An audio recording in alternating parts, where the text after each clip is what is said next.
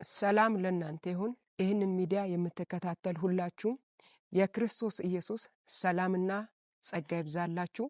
ዛሬ ወደ እናንተ ብቅ ያልኩት ጌታ በተናገረኝ አስቸኳይ መልእክት ነው። እርሱም ስለ ደቡብ አፍሪካ ነው። እንደምታውቁት ከዚህ ቀደም አንዱንም ዓመት ሙሉ እግዚአብሔር በተደጋጋሚ ጊዜ እየተናገረን ቆይቷል። በተለይ በደቡብ አፍሪካ ያላችሁ በርካታ ሰዎች ከእግዚአብሔር ዘንድ የተቀበልኩትን መልእክት ሰምታችኋል። ሁልጊዜም እንድንጸልይ እግዚአብሔር ላለፉት 1 ዓመታት ከ6 ጊዜ በላይ የሰጠኝን መልእክት ወደዚህ ሚዲያ መጥቼ ተናግሬያለሁ። አሁንም በኢትዮጵያ ዘመን አቆጣጠር 2018 ሐምሌ 1 ላይ ጌታ እንደገና ስለ ደቡብ አፍሪካ እንዲያለኝ የተናገረኝን መልእክት በጽሑፍ ይዤላችሁ መጥቻለሁ።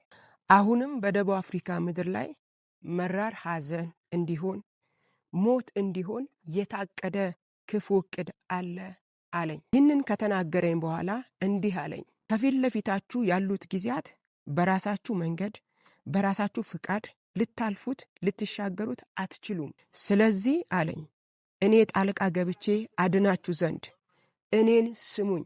በፍጹም ልባችሁ በፍጹም ሐሳባችሁ ወደ እኔ ወደ ፍቃዴ ወደ መንገዴ ተመለሱ። በአንድ ልብ በአንድ ሐሳብ አንድ ሆናችሁ ፊቴን ፈልጉ።